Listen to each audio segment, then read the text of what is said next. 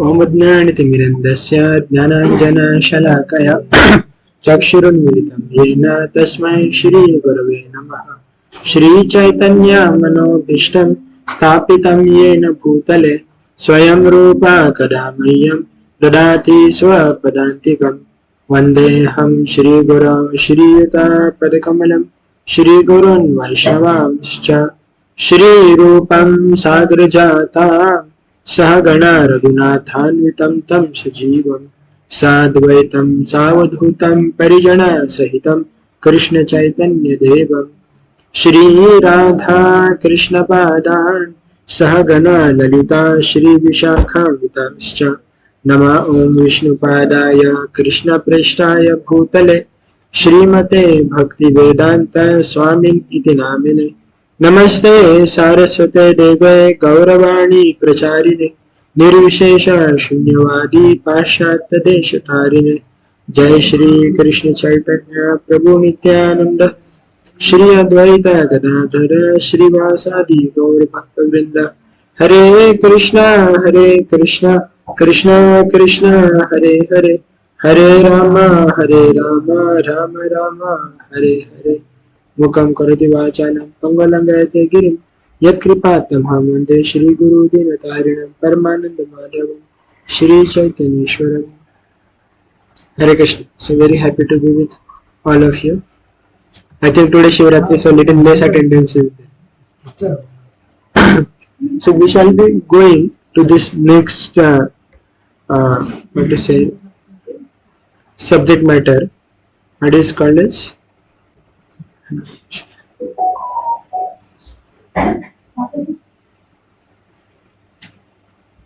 Bhajan Kriya.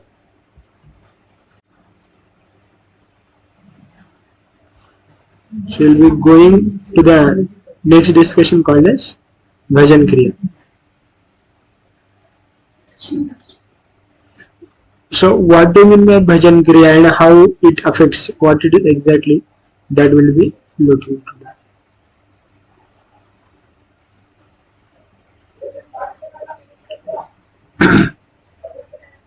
See, last time we discussed 2 stages. There are total 9 stages of bhakti in which we grow. First is Shraddha, Adha Shraddha. Then the next one is Sadhu Sangha. And then in Sadhu Sangha we start Bhajana Kriya. Bhajan Kriya means what? Sadhana Bhakti is called as Bhajana Kriya. Sadhana Bhakti is called as Bhajana Kriya. And in that there are particular processes. See here, if you see, depending on one's sincerity and simplicity, one progresses in that devotional service. So Bhajan Kriya means what? It is practical devotional activity. What is Bhajan Kriya? Simply, it is practical devotional activity.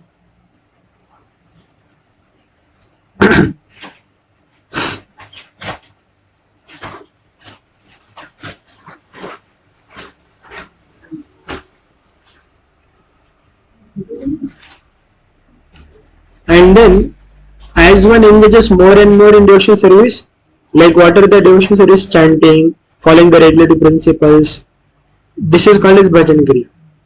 And by Bhajan Kriya one attains the freedom from the materialistic life and he becomes steady. He becomes from unsteady to steady devotional service. But still generally in the beginning stages of Bhajan Kriya, one is unsteady in his practice. One is unsteady in his practice. Unsteadiness will be there. Like it is not that as soon as somebody starts Bhajan Kriya, he will be pure devotee and he will be like every time he will be doing everything perfectly. It will not happen like that. There will be unsteadiness in this Bhajan Kriya. And that unsteadiness is due to different, what to say, reasons. Hare Krishna. So this unsteadiness is due to different reasons. So let us one by one will try to see what are the different reasons of the unsteadiness.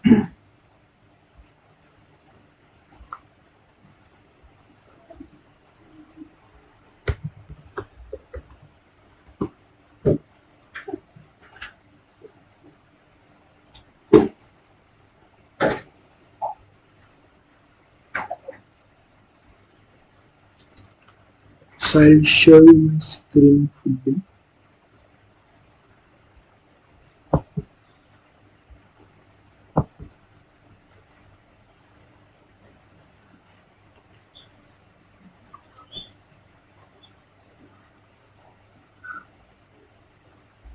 Mhm.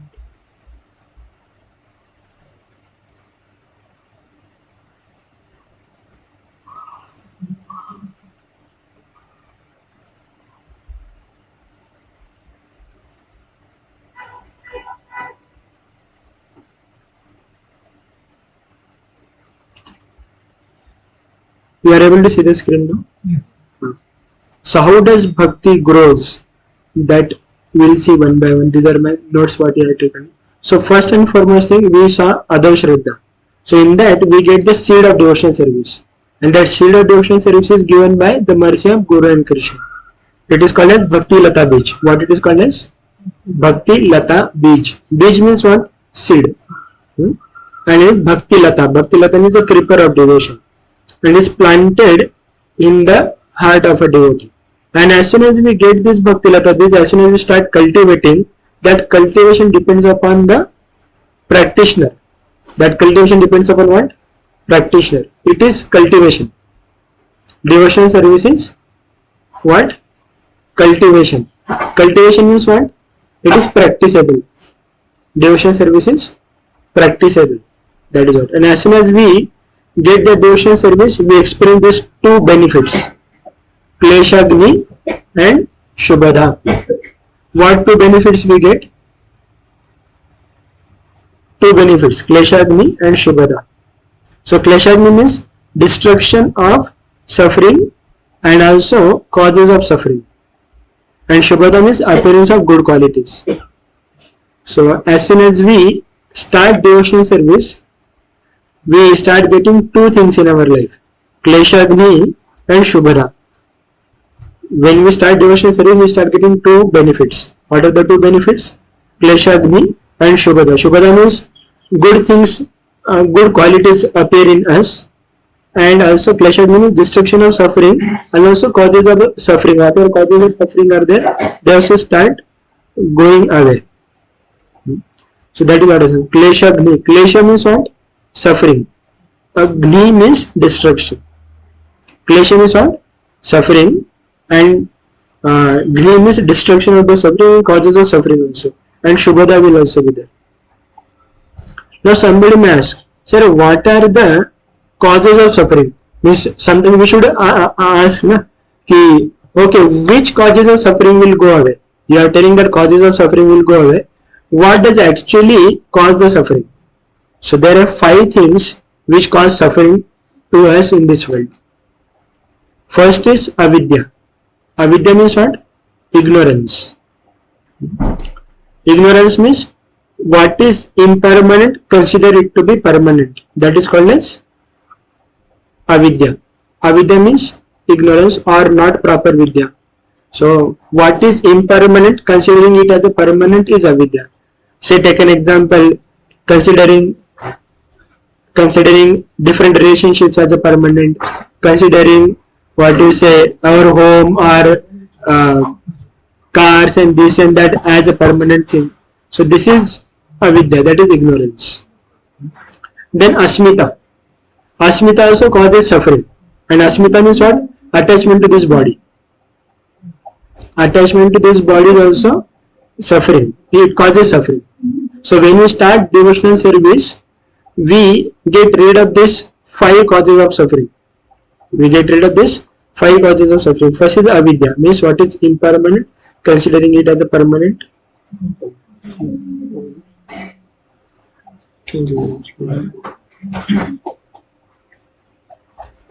And asmita means attachment to body also causes suffering. Then raga, attachment to material happiness, that also causes suffering. Attachment to material happiness. Till the time we are attached to the happiness getting from the matter, we will get suffering from that. Say take an example, somebody is attached to his car and some scratch comes on that car. Immediately it will cause suffering. There is such a nice car I had taken and this and that. But then till the time we have attachment to those happiness coming from these material things, it will cause suffering. Also people get happiness from say Instagram, Facebook, YouTube, Reels and this and that. So attachment to material happiness, happiness coming from these material things. But till the time we have that attachment, that it will surely cause suffering, because somewhere or other from that happiness will not come anymore. That happiness is always not there from those objects. Like one get bored. Now you may say, sir, no sir, no bro, if till 5-6 hours also I can go on watching YouTube and this and that. But then from that starts headache, eyes will pain and this and that. All those kinds of suffering will also come. And also dvesha. Dvesha means what? Aversion to unhappiness or aversion to people in this world also. Dvesha means what? Irsha. Or dvesha also means, like last time I was asking, that jealousy and envy. That is also cause of a suffering. And abhinivesha. Abhinivesha means complete absorption only in material life.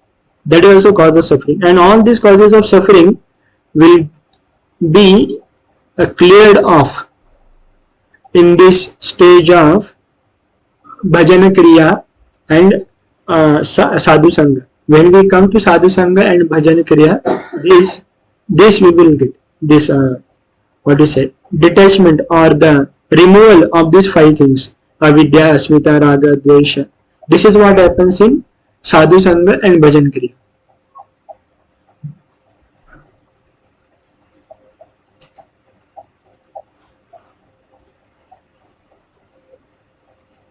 So now, as we are going to the third stage today, Bhajan Kriya. In that Bhajan Kriya, initially it will be Anishtita Bhajan Kriya. Anishtita means unsteady practice.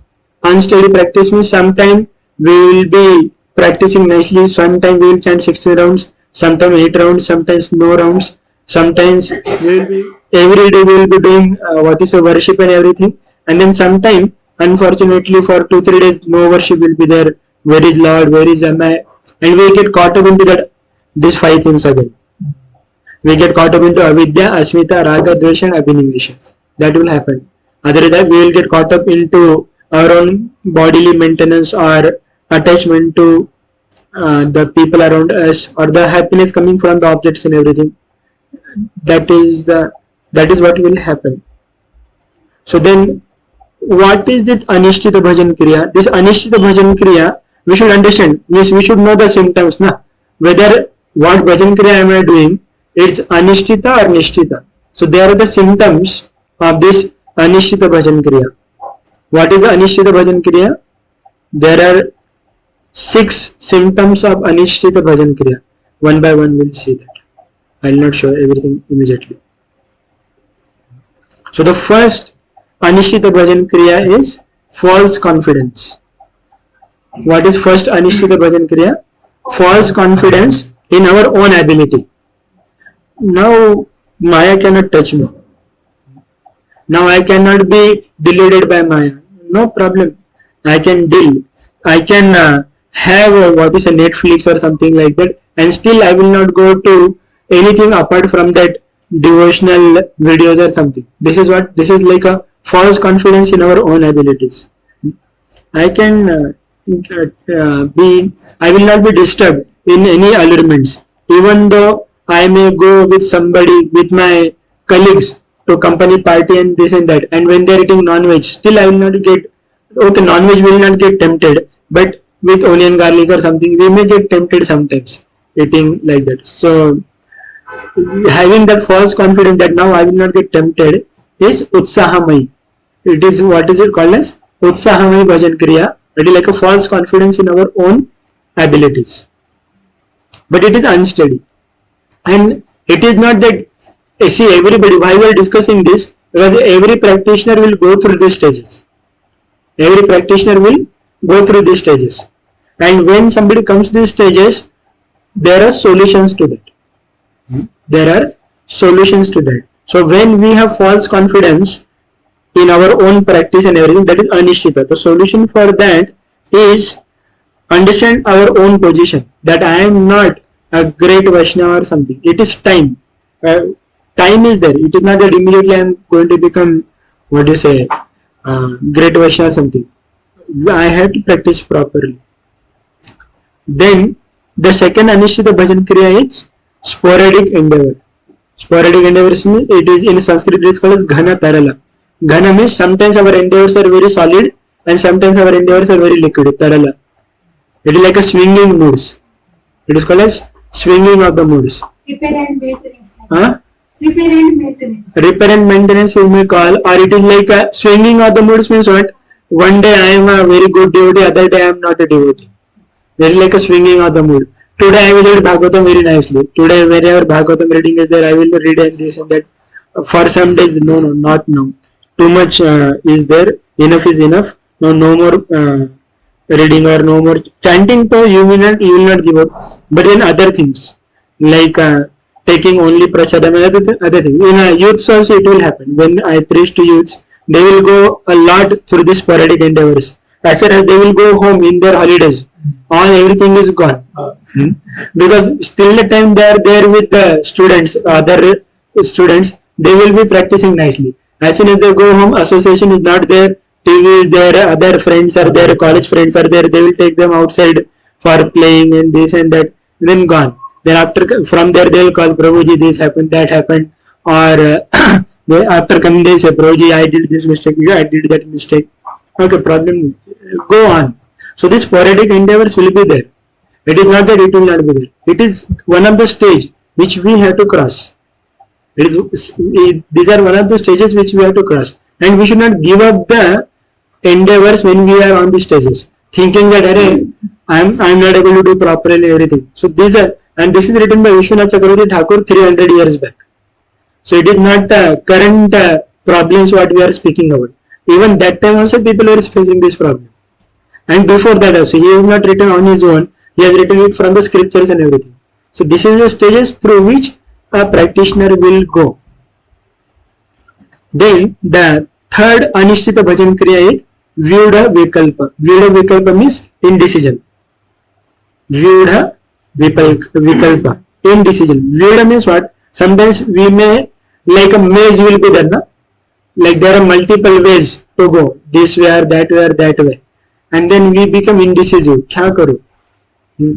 Like whether I should focus on chanting or whether I should focus on my own job or this and that. Like there are multiple decisions, multiple ways are there. What am I supposed to do exactly? So one will get into that indecisive mode. Indecision will be there. Is not able to take proper decision. So in such cases, what to be done? We have to approach our mentors actually to come out of this unsteady bhajan kriya. See, sporadic endeavors are there, na? For sporadic endeavors, the solution is again stay in association of devotees, and okay, if mistake happened, again come back. Don't underestimate yourself, or don't just curse yourself. Why I am like this? Why I am like that? Don't curse. Again come back. And in decision, the solution is approach a mentor, approach a teacher, and ask them what is to be done, what is not to be done. And this indecision is not only in the beginning years, 1, 2, 3 years. It is even at our levels also these indecisions will be there. Like even after practice of 15, 16 years also, this Vyudha Vikalpa will be there. It is not that once we reach to the stage of Anartha Nivritti, lower stages are gone. No, they will keep, we have to see, I told you pyramid last time, that the more we go up, the down levels should also go on increasing. It is not that I am like done with this thing. No, we have to always look for this, that what I am facing through, what am I going through my life. And the most detrimental thing what we will be doing for ourselves is taking decisions on our own. When we take decision in our life on our own, thinking that I know what is to be done, what is not to be done, I know now what is devotional service, and I know what solution will be given to me. Only one solution they will go. Chant nicely, read and hear nicely, that's it. Yes, solution is that, but how to apply, that mentors will teach. And also we need some strength, we need emotional strength, also peace of mind to apply these solutions. So when we reveal our heart to our seniors or our, in their case, mother, father, and like this, when we reveal our heart to them, then we get strength to fight against those our indecisiveness or fight against our lower nature and everything, and then we go ahead. That is what happens. So let us summarize a little bit what we saw today, so that then all devotees will be with us. Done, bro, meeting? Yeah. Okay, very good.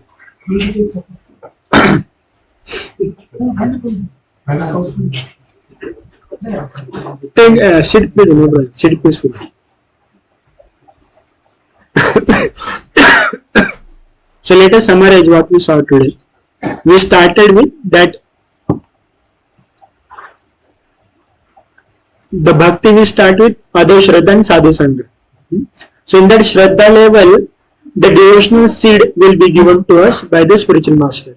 That is how our devotional service starts. That is called Bhakti Lata Bij. What it is called as Bhakti Lata Bij. And then in this, when we are in the stages of Adho Shraddha and Sadhu Sangha, as soon as we come in association of devotees, we experience two good things. We experience two benefits. And what are those two benefits? Kleshagni and Shubhada. Kleshagni means destruction of suffering and Shubhada means appearance of good qualities. As soon as we come in devotee association, we experience these two things. Kleshagni, destruction of suffering, and Shubhada, the appearance of good qualities will be there. And destruction of suffering means what? What suffering we will get rid of? These five things. Avidya, Asmita, Raga, Dvesha, Abhinivesha. Avidya means considering impermanent as permanent. That is avidya. Asmita means attachment to this body. Raga means attachment to material happiness. Dvesha means aversion to even happiness. Aversion to not being unhappy. Always want to be happy and everything. And Abhinivesh means complete absorption in material life. We will come out of this. As soon as we come in devotee association, this thing should happen. That we are coming out of this. That means we are taking association of devotee. Otherwise, we are just coming to satsang as just some pious entertainment or something. And then, going ahead of that, when we come to the third stage, which is called Bhajan Kriya. Bhajan Kriya means what? Doing sadhana bhakti. Like our chanting, following regulatory principles. This is Bhajan Kriya. So, in that Bhajan Kriya, in the initial stages, our Bhajan Kriya will be unsteady. Our Bhajan Kriya will be unsteady. And that unsteadiness is characterized by 6 things. First is false confidence, second is sporadic endeavor, and third is indecision.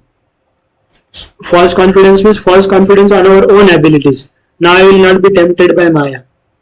That is false confidence. Then sporadic endeavors means sometimes our endeavors are very solid, sometimes our endeavors are very liquid. Liquid means not doing proper endeavors. And the third is indecision. So I was explaining this indecision, which is Vida Vikalpa, which is very, very important in our life. And how to get out of this Vida Vikalpa is by being in association of our mentors, revealing our heart properly and taking help from them. So many times we go into this false confidence. No, I know now. What solution will be given by them? Just chant nicely, hear nicely, and this solution will be only given. But actually, when we reveal our heart to our mentors and everything, we get the mental strength to face the different situations in our life. So that is what happens. Like even who went through indecision in Bhagavad Gita, who was unable to take proper decision? Arjuna. Arjuna told Krishna, you are asking me to fight, but these are the reasons for me not to fight. Now you tell me what should I do? So Karpanya Deshopahata Swabhava Pruchhami Tvam Dharma Sammuda Cheta.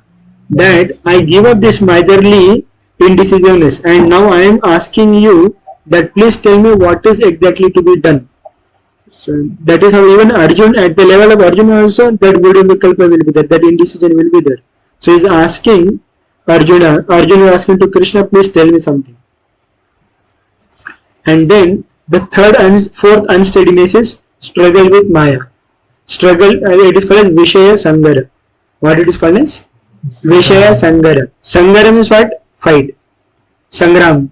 All of you know Sangram. Sangram means what? Fight. But struggle with the temptations of Maya. That is called as Vishaya Sangara. That is the fourth level of unsteady practice. So as we were discussing, people will go through these stages. Every practitioner will go through these stages. It is not that one will not go through these stages. But when we are going through these stages, understand that we have to take help and go ahead. And don't go away or don't quit just because we are struggling through this. Don't quit the process just because we are struggling through this. Quitting is not a what you say option, or quitting is not a proper thing. Otherwise, will be left somewhere. So a devotee will undergo this different unsteadiness. It is called a sinusoidal wave. Sine wave. All of us will know.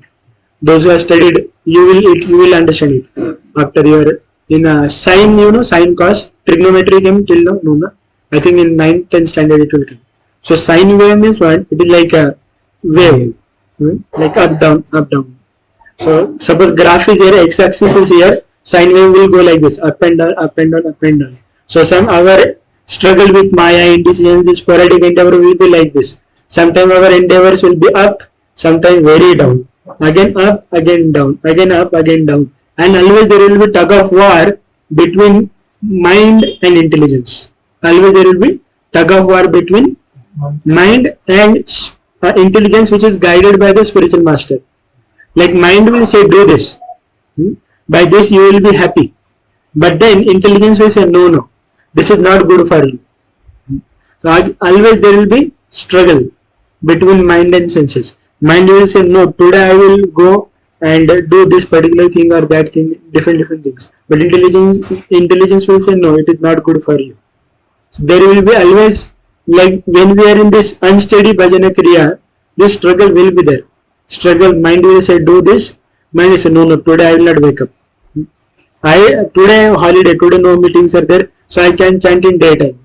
But intelligence will say no, if you chant daytime, your chanting will not be good, or it will be not with the quality and everything. But mind will again struggle, no, actually see, whole week you are so tired, whole week you are not getting time for sleeping and this and that. Today holiday anyway, no meetings, nothing is there, and children will also not, they will listen, no problem, they will not trouble or something. At least half an hour I can take out anyway, or 1 hour I can take out anyway. So like this, there will be always struggle with the mind and intelligence in this case, or struggle with Maya. And also Maya will give different propositions. Maya will give different propositions. Now alternatives, not only for bhakti alternatives, she will give many distractions. Other way, not only for performing bhakti alternatives, distractions means what? Distractions in our life. So you are doing your job properly, and from nowhere some offer will come, and then that is like Maya is testing. Now you know whatever work you are doing, you are earning sufficient from that and everything, and you have little bit time remaining, and that you are using for bhakti. But then somewhere proposition will come. I know in Gresa life how it happens, but in student life, we have seen it very vividly, that from nowhere something will come, and there no association will, they are bachelors. So some, say technical, if they get some offer letter from some place where no association is there, they have to struggle with their cooking and this and that. But then still, if they choose it, then it is like again Maya is catching and going aside. Even during chanting also, struggle with Maya will be there. You are chanting nicely, and from nowhere some thought will come. And sometimes it is said that chanting is the best time to get different thoughts. You also must have experience that you get solutions also, and you will get different scripts also. Best time to write the scripts and everything. Somewhere some script will come. Yes, it happens. So that is like a Vishesh under a struggle with Maya. So it is an unsteady practice. So we have to come out of that unsteady practice by again and again focusing our mind back to the purpose. The struggle with Maya, how to come out of that is understanding what is the purpose of my life, focusing always on the purpose. What is the goal of life? When always goal is focused in the life, then I am unable to read because it went into read only mode. Some of this is not working. One note is not working.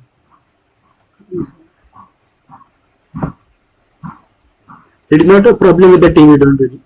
It is a problem with here only. This, what to say, application became outdated. One end support challenge. Still it is Windows 11 only, but still I am not alive. Take no problem. So the struggle with Maya, Vishaya Sangara, will go when we again and again focus ourselves on the goal of the life. We focus ourselves on the goal of the life. Why I am practicing bhakti? Why this human form of life is there? Again and again focusing will bring us out from the struggle of Maya. And then the next unsteady bhajan kriya will be, this is not vawa, this is vows. An inability to uphold the vows, and it is called as niyama akshama. Vow means what? Say we take some commitment. We sometimes we take commitment that I will follow Ekadashi or I will chant this particular number of rounds and everything. But inability to stick to those commitments.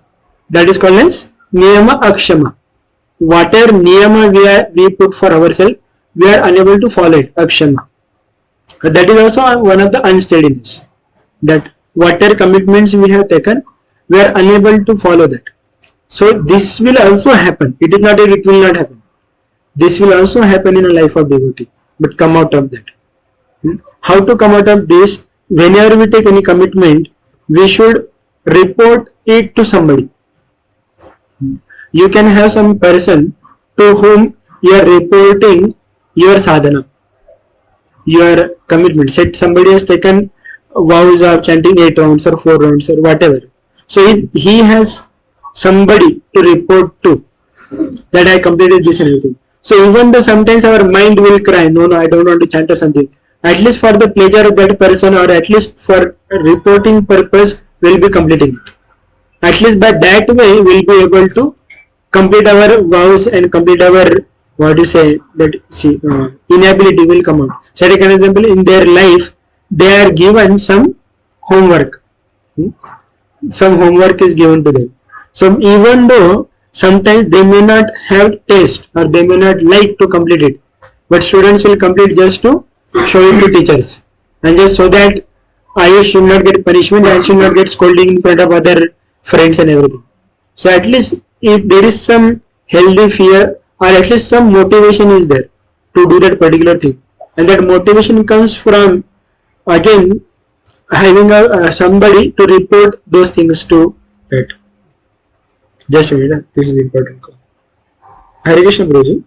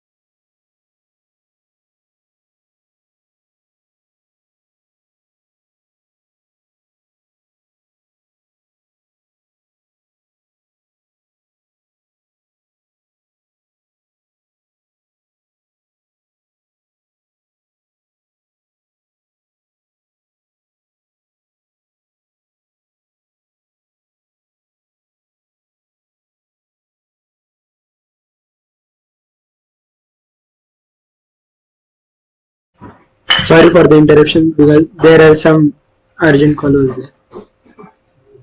So the fifth unsteadiness is that inability to uphold the vows. Then what is to be done?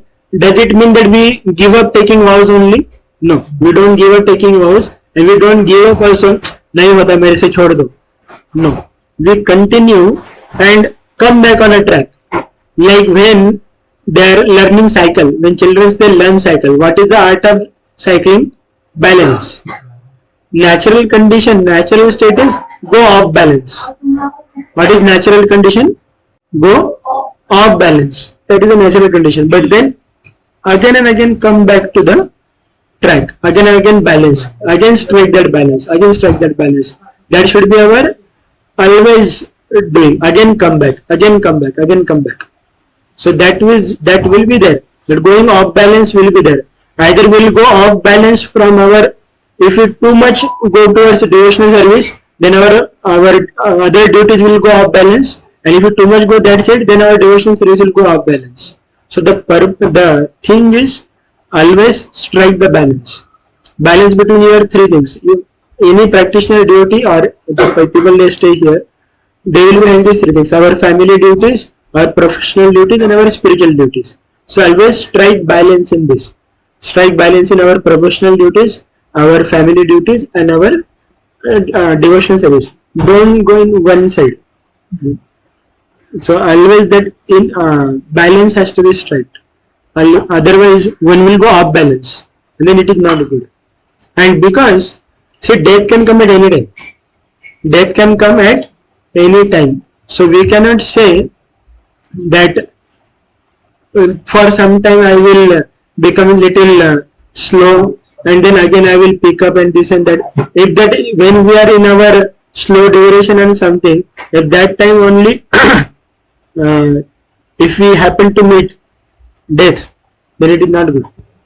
So always we should be going steadily and properly. One may see during in student life also it happens. There will be sometimes exam times will be there.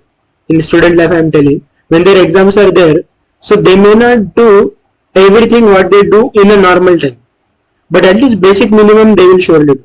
They should surely do. There is something called as basic minimum Krishna consciousness. There is something like a regular Krishna consciousness, and when things are very favorable, then we do little more. Like when we go to yatra, during yatra time we are in this level of practice.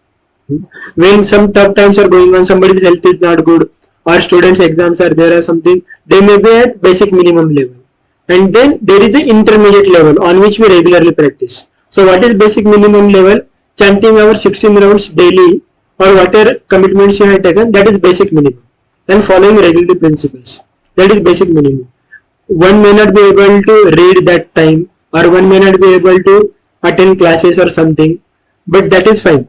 But at least that basic minimum will be there. Like even students' life, when they are that 1 month of exam will be there, when final exams and around 20 days will be there. So that time we suggest them, you just complete your chanting and follow their principles. You may not attend Aarti, or you may not attend class or something, but then follow what is this basic minimum, chanting 16 rounds and regulatory principles. Then when our regular life is going on, when exams are not there, nothing is there like this, then follow 16 rounds and everything, and engage in some services, doing preaching and other things. Like students, they go for preaching or purchasing this and that. Running a youth center is as good as running family only. It is not different than that. Having more children, that is the only thing. But there is one benefit is there, that we have many people. So when somebody will do account, somebody will take care of the purchasing, somebody will take care of kitchen and everything. In family life, all of you only have to do everything. Only 2 people have to do everything. 2 people are only, they are only account head, they are only purchasing head, they are only kitchen in charge and everything, they are only everything. And then if time remains in preaching, Gita Yajna or something like that. So that is how. So this is intermediate level of practice. And when we go to yatra, we sometimes we forget our professional life also during yatra, and continue. That time we do more chanting, more reading, more hearing. That is like a very high level of practice. Getting it, na? So there are 3 levels of practice on which we practice. Basic minimum, when we are undergoing some setbacks or somebody fails in exam, so then he will also be very much in tension and this and that. or some health crisis or something is there. So basic minimum. Then intermediate is our regular practice, and then the highest during yatras and like that. That is the highest will do. And it is not sometimes now this struggle with Maya. What I was telling, it is not due to mistake only. It will happen. Sometimes one get carried away due to emotions also. Sometimes one gets carried away due to emotions as well. So one has to be Hare Krishna. So one has to give that much what you say patience to oneself or tolerate that what is side track. When somebody goes on side track or something, one has to tolerate it. One should not curse himself. अरे मेरे से ऐसा हो गया, मेरे से वैसा हो गया, this happened, that happened. No, when that struggle with Maya is going on, so it is due to emotional sidetrack also. Due to some emotional outpour or something also, somebody may get in this struggle with Maya. You are getting it emotional. Suppose, say somebody says something to me. Why are you like this and that? And then I may be emotionally hurt. And because that the mind is not peaceful, what I will chant? Somehow dragging will be there. Somehow just rounds will be dragged and this and that. Suppose I am doing some service and my superior scold me without reason. It may also happen your professional life also, it may happen like that. That you may get some chastisement or something without your mistake. Without your mistake also it may happen. So then if mind is not peaceful, then we are not peaceful in our if mind is not peaceful, then we will not be able to chant properly. It is not if mind is not peaceful, then also we will be able to chant attentively and everything. It takes time. It takes time. So what we are supposed to do? Just sit and pray to Lord and beg mercy of the Lord, and also be with the people, those who will speak some good words to us, and they will pacify our mind, they will pacify our emotions and everything, and continue the bhakti. It is not like going away from bhakti, or it is not like somebody is demeaning the bhakti. It is not demeaning the bhakti or something, but we need peaceful mind to perform our bhajan kriya. This all unsteadiness will be there in the bhajan kriya. We are talking everything about bhajan kriya, about our chanting and everything. So the struggle with Maya will be there. And sometimes now, as last time we were discussing, Maya will catch me at our strong position only. Because there our false confidence will come. There our false confidence will come. Maya cannot catch me here. Like even Vishwamitra Muni was caught by Maya. When he was doing tapasya, as soon as somebody does tapasya, who will be worried? Indra will be worried. Because he was thinking that this Vishwamitra Muni, he want to catch my position. So he sent, first he sent Ramba, I think. First he sent Ramba to disturb Vishwamitra Muni, and he was doing, I think he sent Menaka first. Menaka came first, and then he was disturbed by the Menaka's, this allurements, and he fell prey and gave birth to Shakuntala, Vishwamitra Muni. So then second time again he started doing tapasya. First time he said, I got distracted due to this lust, now I will not give in to that. But then again Indra sent Ramba, and then Ramba, when she was dancing, Vishwamitra Muni became angry, and he cursed Ramba to become a stone. So first he fell prey to the lust, second time he fell prey to anger. That is the habit of it. So even a big people get struggle with Maya like this. So who are we? So we should give that much lenience, not lenience, we can say we should tolerate one's own anarthas also. Tolerate it and get rid of them. It is, don't give up. Giving up is not the solution. When we are struggling with Maya, when we are struggling with the anarthas and everything, don't give up. Because in Bhajan Kriya, the next step is happening is Anartha Nivritti. The next stage is what? After Bhajan Kriya, next stage is Anartha Nivritti. Anartha Nivritti means anarthas are going away, and they will go slowly. First anarthas will come to surface. Actually. So when you start devotional service, not you only, me also, when we start devotional service, we start feeling instead of anarthas going, it is appearing that anarthas are increasing. I am becoming more angry, I am becoming more proud and this and that, what it is. So anarthas are not increasing, anarthas are coming to surface. Before anarthas were there deep down in our heart. We are not able to see them. But when we are chanting, it is like a churning process. Chanting is what? Churning process. And with that churning, those anarthas are coming to surface. And we are able to see those anarthas. And then when we continue that bhajan kriya, those anarthas will go out. So it is not that by chanting anarthas are increasing. By chanting anarthas are visible. Some before coming to bhakti, we may not be worried about whether I am jealous, whether I am envious, whether I am this, whether I am that. Now at least we are able to think that we are thinking, what action I am doing, what am I doing, is it correct or wrong? At least we are thinking this much. Whether my actions are right or wrong. That means we are advancing. Anarthas are coming to surface and we are able to see that I am envious, I am jealous, I am angry, I am lusty, I am proud, I am this, I am that. So it is not that we are becoming like that. It is already there in our heart, but they are coming to surface. And when we continue our chanting process, then those anarthas will go. And this anartha nivritti, the fourth stage, is not according to years. Just because somebody has spent particular number of years, so he has completed 30% anartha nivritti or 50% anartha nivritti. No. It is individual practice. It is individual practice on which it will depend that how fast he will go through anartha nivritti.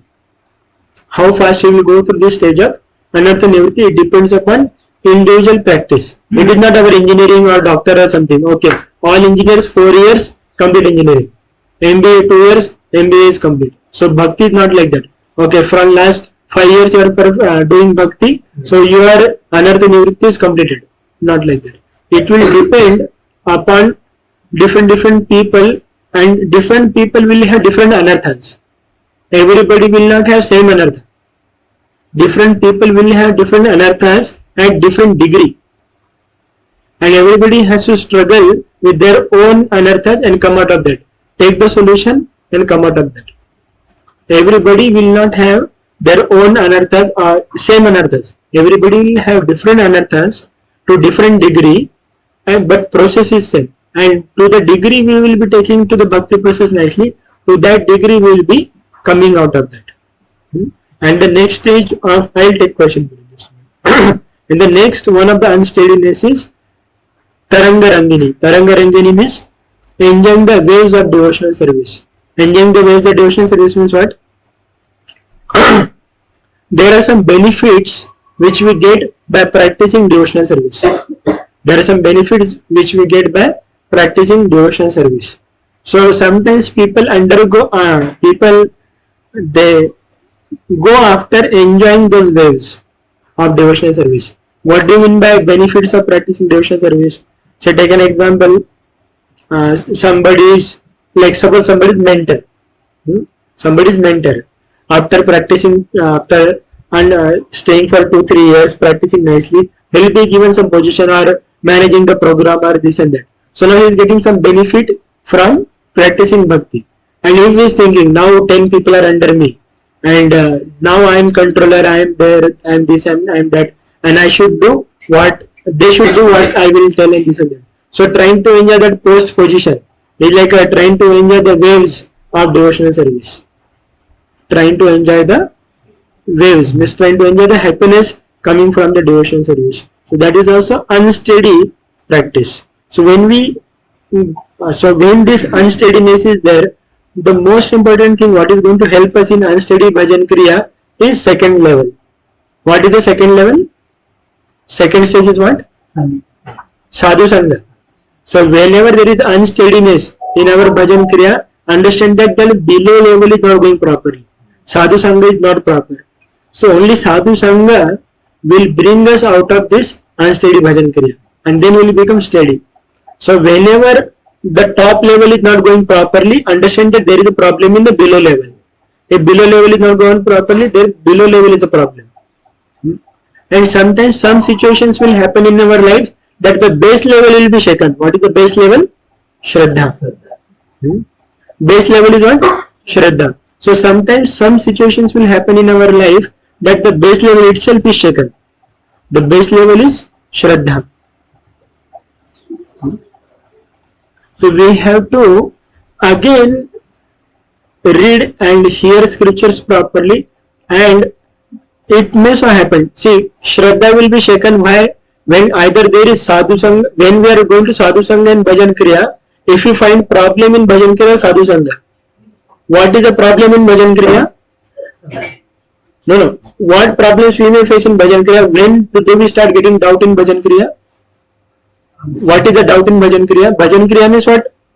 Sadhana Bhakti. So doubt in sadhana bhakti means whether this process is correct or no. Whether by chanting I will be able to develop love of Godhead or no. This is the doubt in bhajan kriya. So if that is a doubt in bhajan kriya, then it will affect our faith as well. When this doubt comes in bhajan kriya, whether this process is proper or no, then where it will affect? Faith. Faith also will be affected by that. When we are doing sadhu sangha, when we are associating with devotees, and when we see there are some devotees, they are not up to the mark. Not the practicing devotee, but from whom we are hearing, or to whom we admire the most, or to whom we respect the most. And if that devotee only does some gadbad, then the below level, the faith will be shaken to the core, and one may lose the faith in ISKCON itself. One may lose the faith in Srila Prabhupada, or one may lose the faith in a spiritual master. Like that may happen. So wherever, whatever doubt comes, it is best to clarify that doubt and understand that, because these doubts are like a hot coal. Doubts are like what? Hot coal. If we keep those doubts with us, who will be at the problem? Will be at the problem. And understand that whenever there is a problem in Bhajan Kriya, faith will also be damaged. And with the damaged faith, we cannot again do Sadhu Sangha and Bhajan Kriya. When there is a problem in Sadhu Sangha means when we see, and it may happen, because the teachers or the superiors from whom we are hearing, they are also not pure devotees. They are not a pure devotee. Like me, I am not a pure devotee. So some mistakes may happen by us or something. So that does not mean that our process is proper. But we are also struggling with Maya, Vishya, Sangara, indecision, getting carried away by some tiny peeny attachments and this and that. It may so happen. So that does not mean that our faith should not get shaken away because of that. Understand that, and we ourselves are also facing, we understand that in our levels of problems are there. So similarly, there will be some struggles even at the higher levels as well. It is not that till the time one becomes pure devotee, problems will be there. I will show you one shloka from Bhagavad Gita. Till when we have to struggle with the, what is it, mind and senses.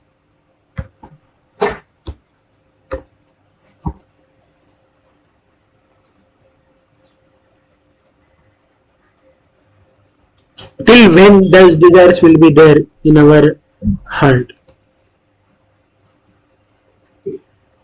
Okay.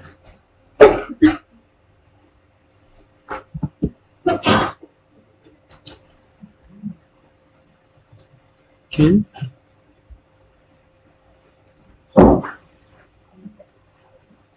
Oh, what this happened? Less language only change.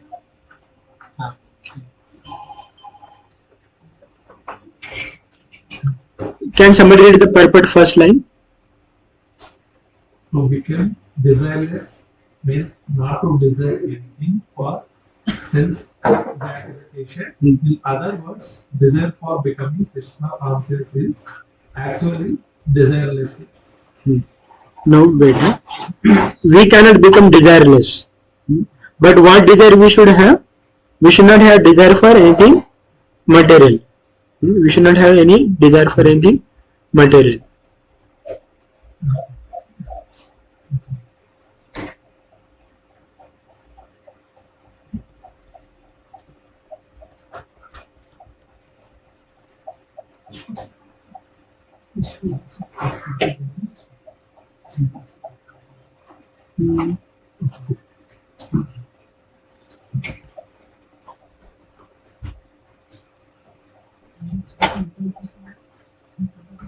So there was one line here where Prabhupada writes that till the time of death, although the vast ocean is being filled with some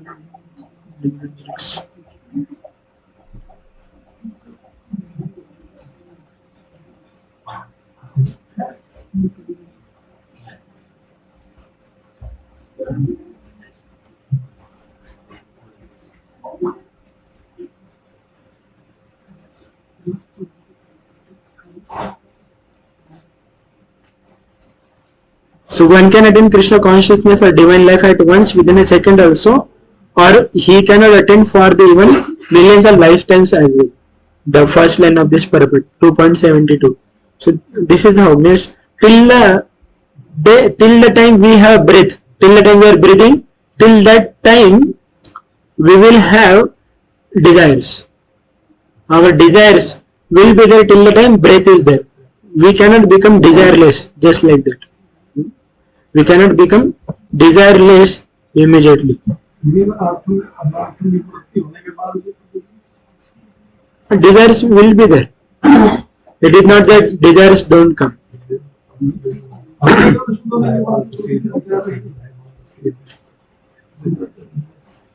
So that Taranga, now I will come to your question.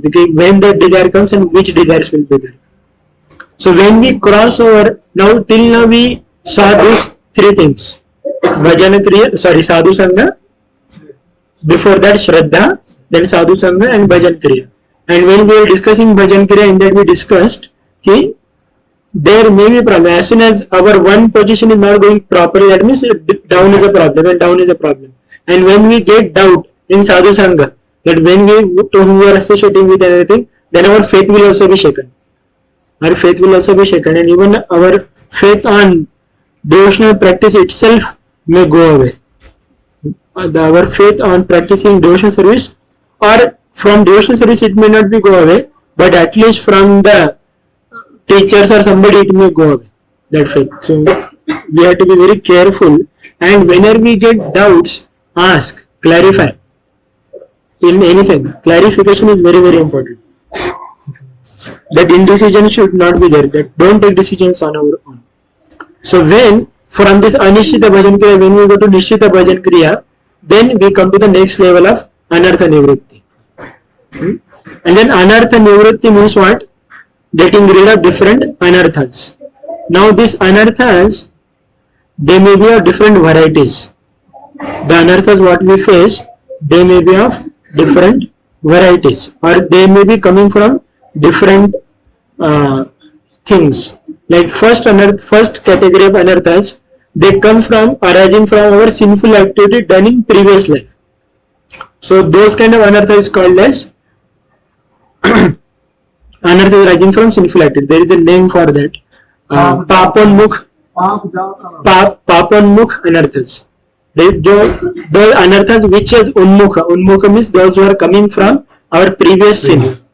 Whatever previous sin we might have committed, so those anarthas come from that. Like take an example, somebody may have done stealing. Somebody may have done stealing as an activity in his previous, either this life or previous life. So from that some anartha may come. That anartha is speaking lies or something. One of the anartha is speaking lie. So from where it is coming? It may be coming from his activities done in a past life. Then there are some anarthas which are coming even from practice of pious activity.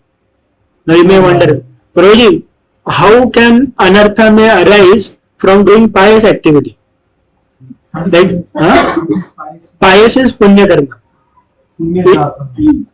So even from doing punya karma also some anartha may come. Like one of the punya karma is feeding food to the poor. Feeding food to the poor. So he did punya karma, but from that he may develop the anartha of pride. I am so great. I am feeding to the poor and this and that. Sometimes people have a routine that every month or every year they will do some particular thing. Either they will go to Pandharpur or something like that. So from there also some anartha may arise of pride or this and that to show up our own devotion service. It may come. Like our previous Chief Minister of Telangana. So when Christmas is there, he will do like this. Or when our Ramjan or Eid will be there, he will have topi. When he, Diwali will be there, he will have tilak and do like this and do just to show that I am pious person and give your votes to me. So from practice of even a piety also some anartha may come, some pride may come. I am not talking about devotional service. From devotional service also there are some aparadh, there will be some anarthas, but it is because of not practicing devotional service properly, those anarthas will be there. And there is a difference between sin and aparadh. There is a difference between sin and aparadh. Sin means only wrong activity, and that will not take us away from devotional service. That will not take us away from devotional service. That may create a struggle in our devotional service, but our devotional service will go away. Go on. Our devotional service will go on. Just because somebody is proud, he will not give up devotional service. Somebody is proud, that doesn't mean that he will give up devotional service, but he will have some struggle.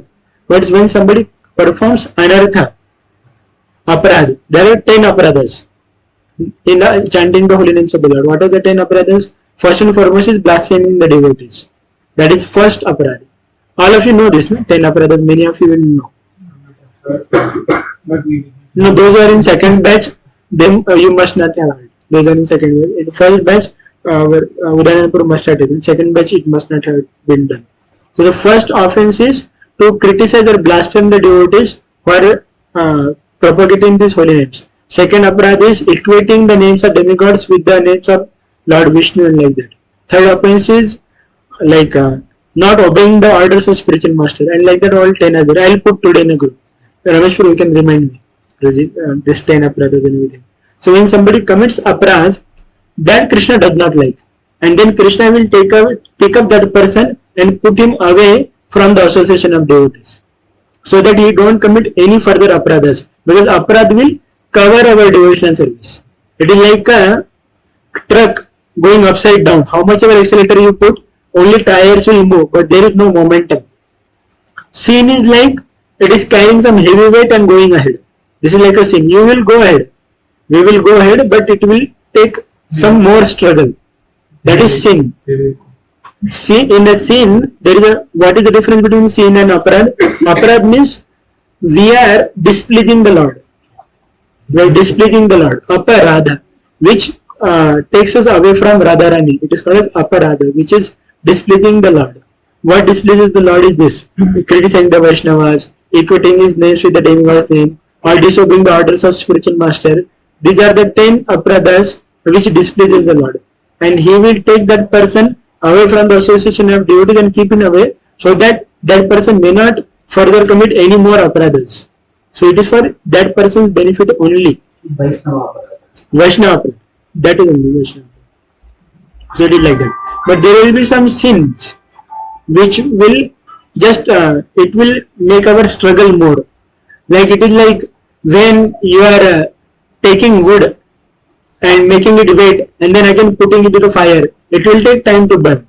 So performing sin is like that. That we are wetting our consciousness and again trying to practice. So struggle will be there. Struggle will be there.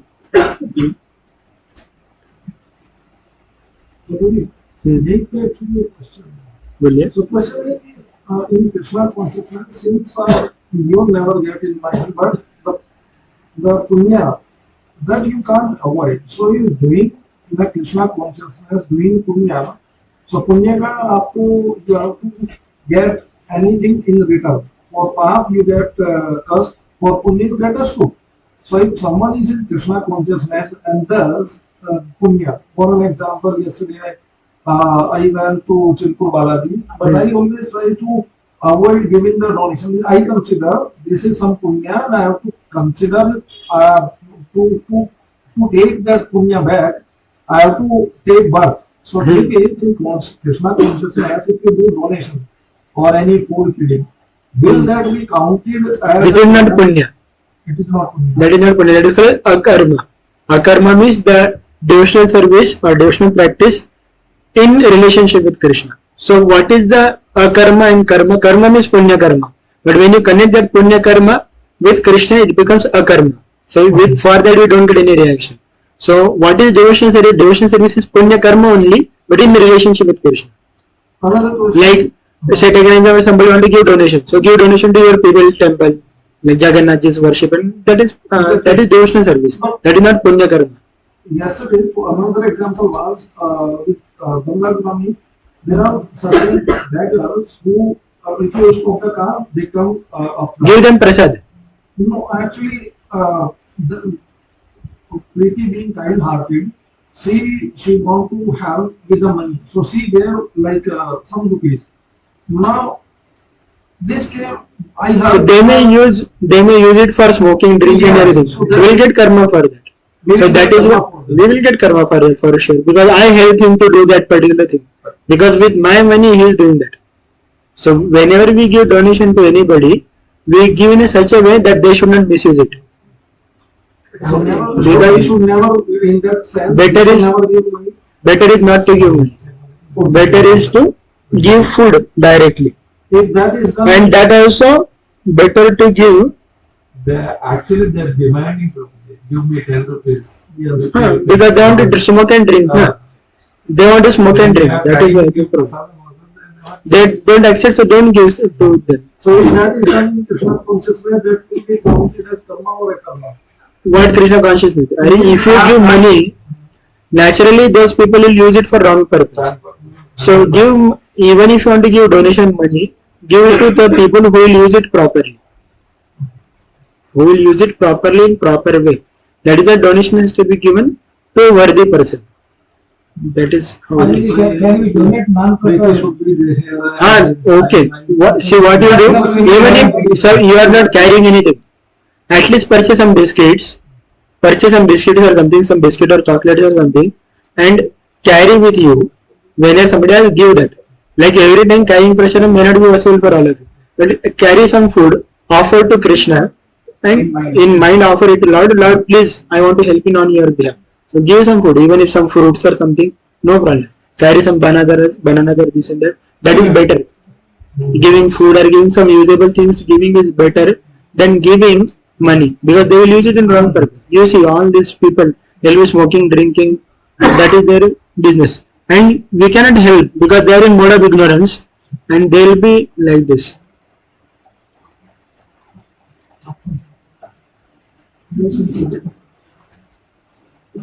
Krishna is Father, but if we donate something, our intentions will be good. But Yes. if the people use for the wrong purpose, how we will get that same purpose? Because I help. We are doing with good intentions and everything. But then because I gave that person, that Lakshmi, and because of me, he is getting entangled into sin.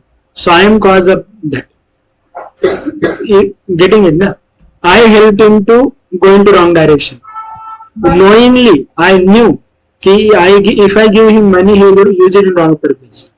No, But if they use for the good purpose, Then you will be benefited. But we don't know. Yeah, But that will- Only after few years we know that they use it for wrong purpose. You will not come to know also whether they use for wrong purpose or right purpose. How can you ascertain that this reaction is coming because I gave money to some beggar? You will not. You don't know. Not No. only with the purpose, for any relatives or anything. Huh. So we might be helping with a good intention, but okay, they use it for your kids' study or something because you are in trouble. But after a few years, we know that they cheated us, and they were enjoying See, in all these cases, make sure that you give money directly to the institution. If suppose you want to help somebody for their education and this and that, the best to directly give to institution, directly pay the Lakshmi and like this. It is always best. Like in our case also it happens. Like sometimes when we ask donation from people and everything, sometimes people are ready to give donation, but they directly want to give it to the vendor. We said no problem. Directly pay to vendor and we get the things in kind. No problem.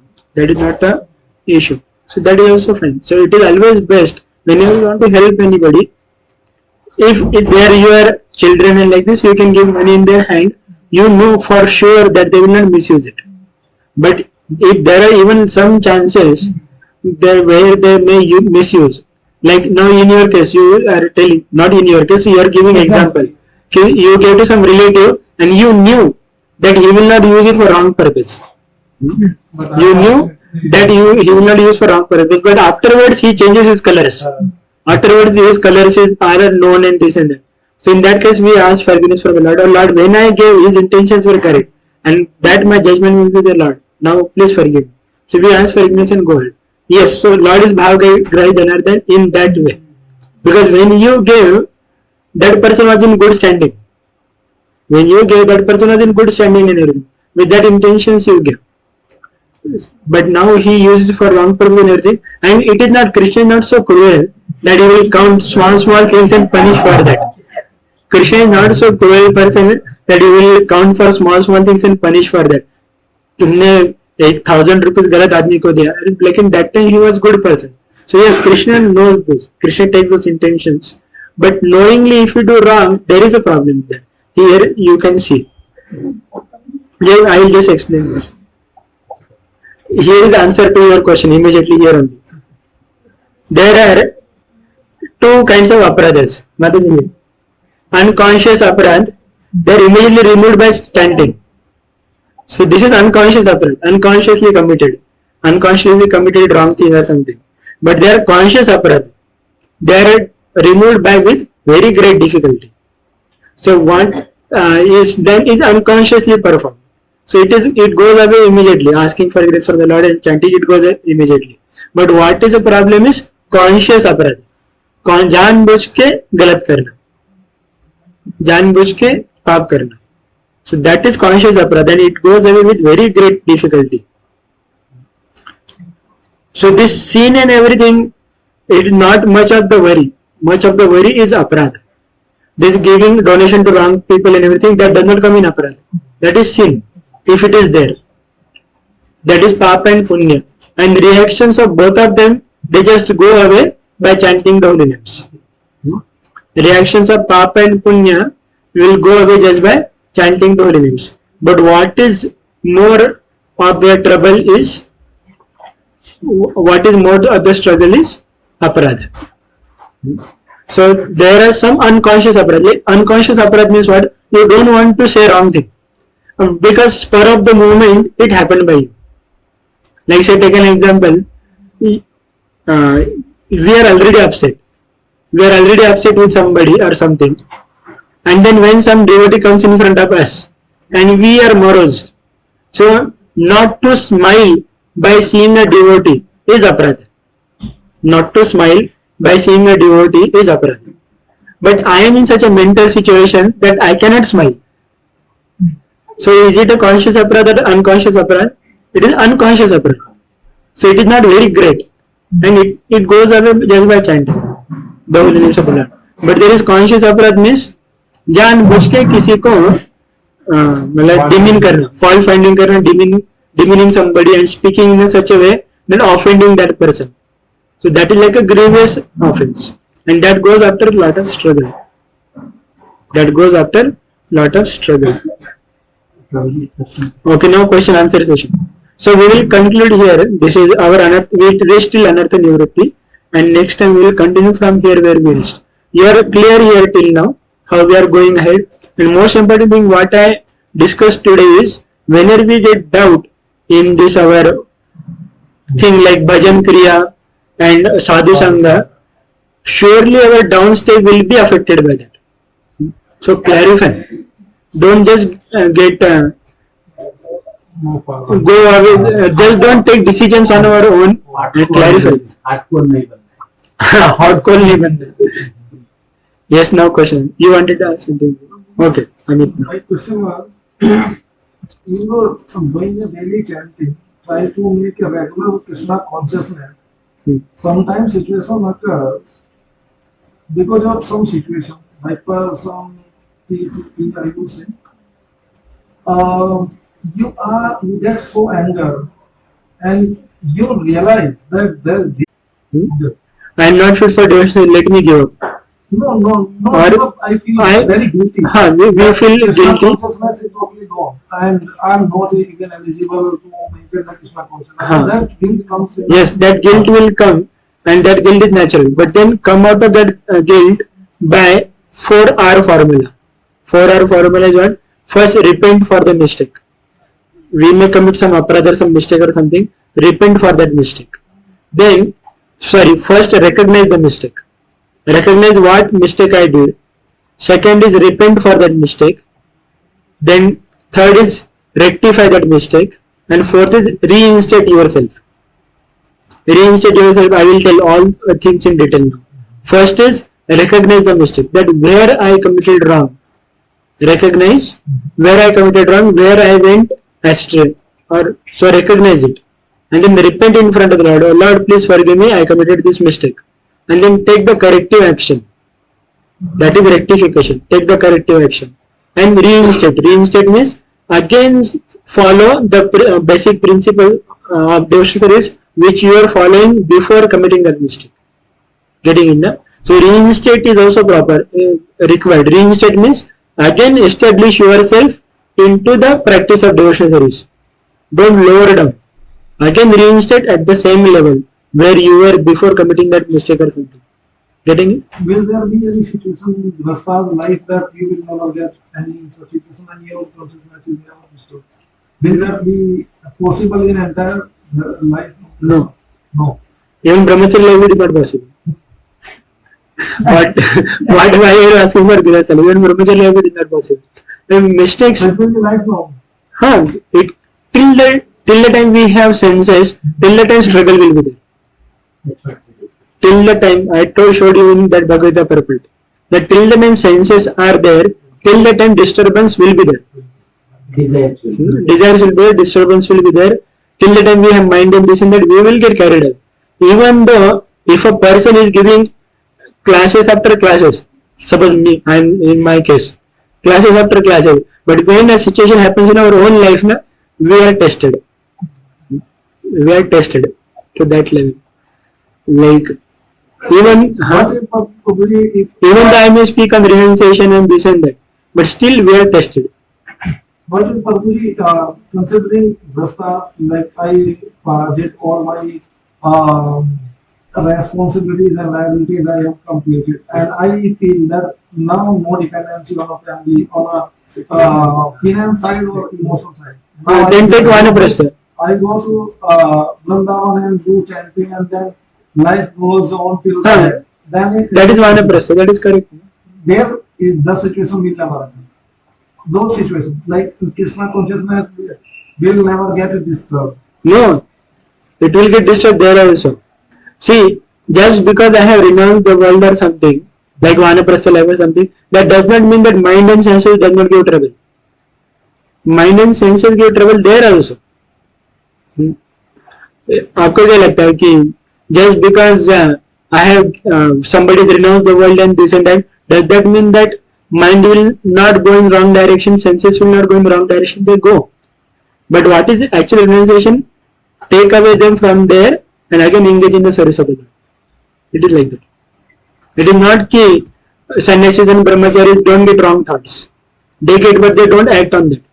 That is what is renunciation. Akbar Birbal का story पता है आपको? एक बार क्या हुआ? Birbal asked the question to Akbar that, Akbar asked question to Birbal कि till when this lust troubles, and then Birbal told till the last breath. Akbar says no, I don't believe. I think till the time there is a energy in the body, till that time only lust will trouble. Once the energy goes away, lust will not trouble. Birbal says okay, I will give you answer. Birbal used to give very graphic answers to Akbar. One day I told you he threw his child into the river. I told you that. So one day there was one sick person who was about to die, and Birbal went there and called Akbar, please come to the so and so address and please bring your daughter also. Please bring your daughter also. And when I will tell, that time you ask your daughter to enter.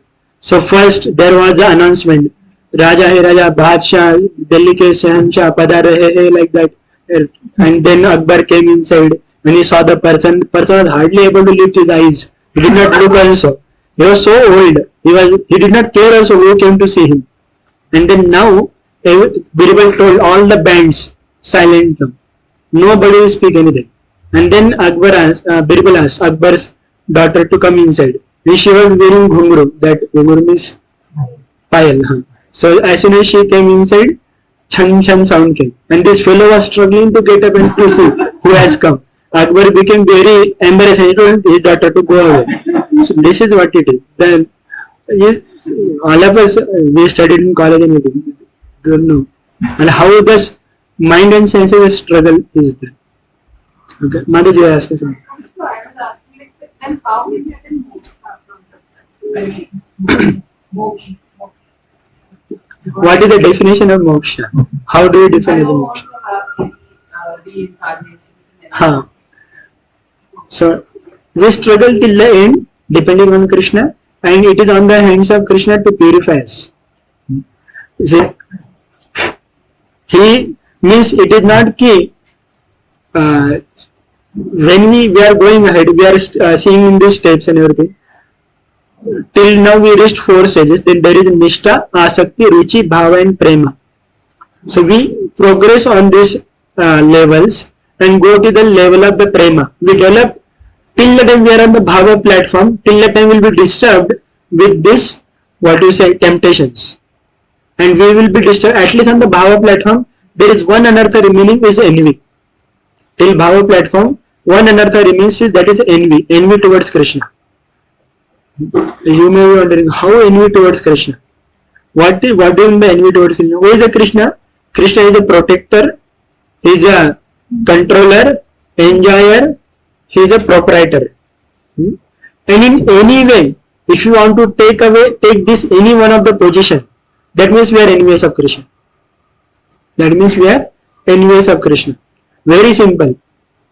We think that we are the protectors and we try to protect somebody or someone. That means what, we are trying to take position of Krishna. And why we want to take position of Krishna? Because I am envious of Krishna. I think that I am better than Krishna. I can protect people. I can protect somebody. We are not the protectors actually. So when we are in a life, these things will come very subtly.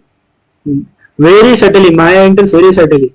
And like Bharat Maharaj story, how many of you Bharat Maharaj story? It is taken for all of you. Na? So then King Bharat, he was a great king and he renounced, as you were telling. He renounced everything at the young age and went to Pulaha ashram, went to Himalayas for doing tapasya. And there, when he was doing tapasya, he saw one small deer drowning into the river. And that time his compassionate nature came out. He is a king, and naturally as a king, what is his duty? To protect. Naturally as a king, what is his duty? To protect. So that protection nature, it came out. That swamitva, that bhava came out. And he picked up the deer and brought him to his ashram and started taking care of him. And then he became so attached to that deer became very dear to him. And because of that, his sadhana started getting affected. When he was doing yajna, one eye was on the yajna and one eye was toward the deer, whether he is going properly or no, whether he is getting sidetracked or this and that. So his sadhana was getting affected.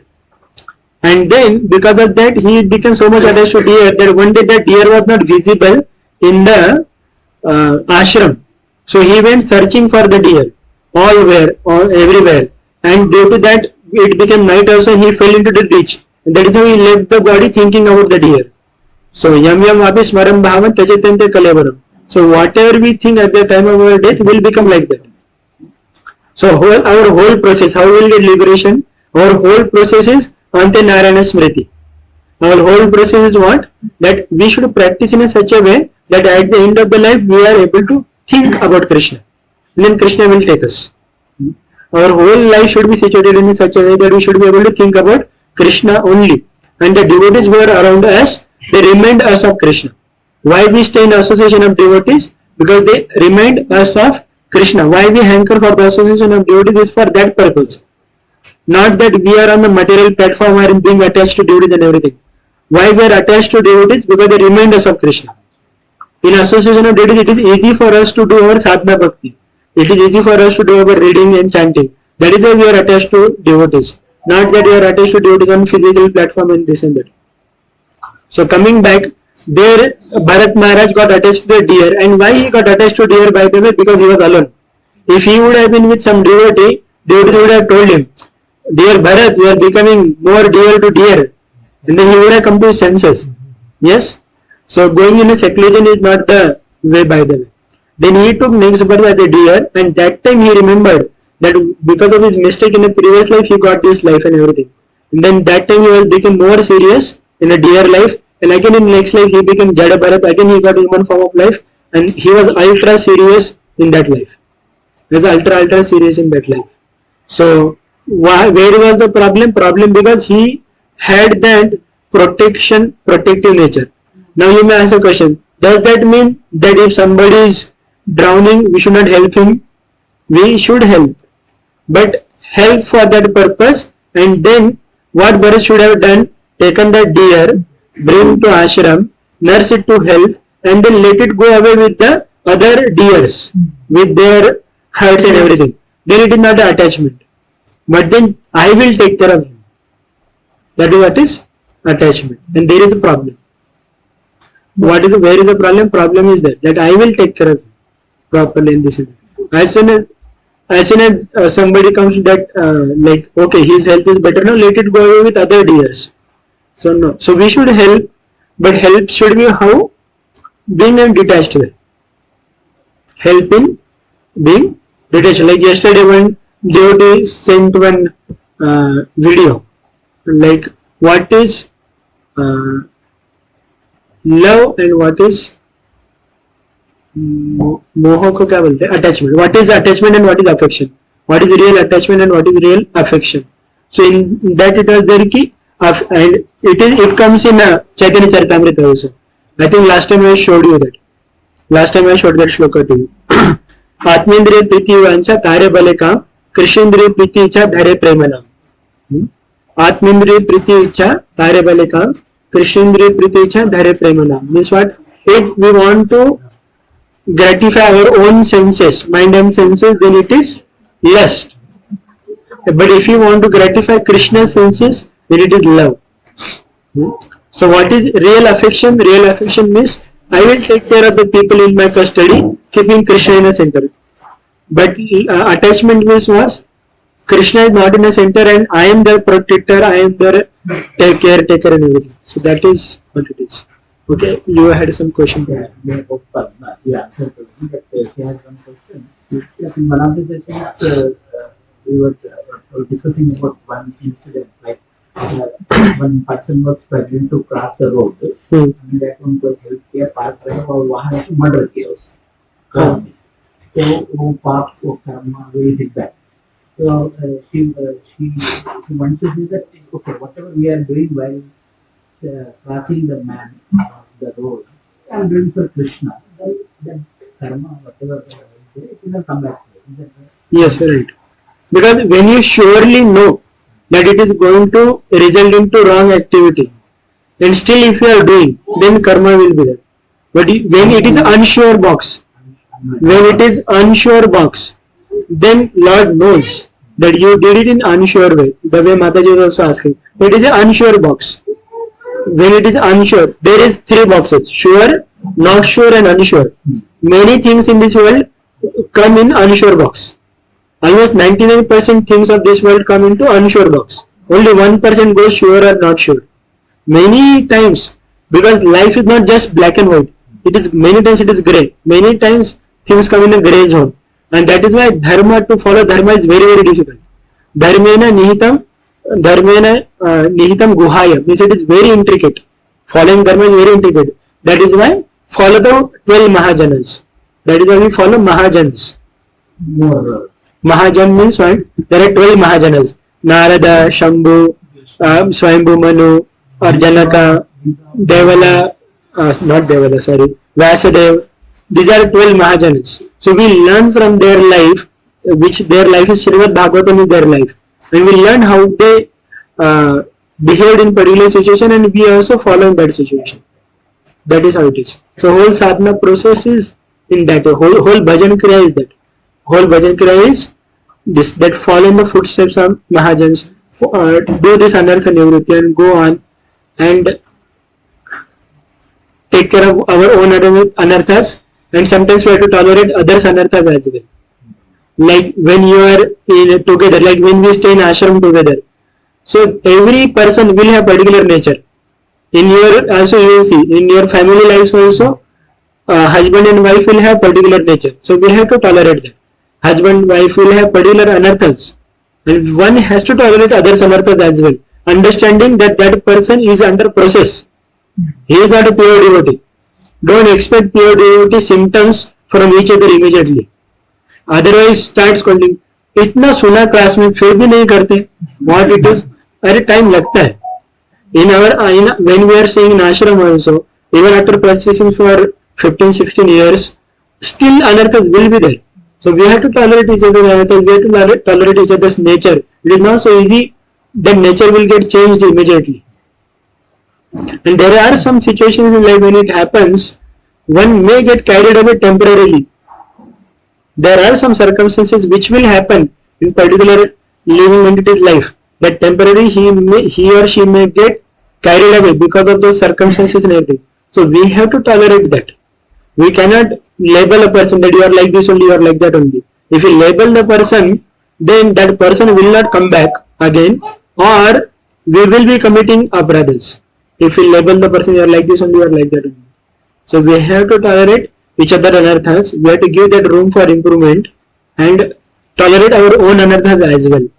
Because our own anarthas will also trouble. So give time to yourself to rectify those anarthas. Understanding that process will take time, but process is correct. Bhajan Kriya, that process is correct. So give that time to yourself, tolerate our anarthas and go ahead. Yes.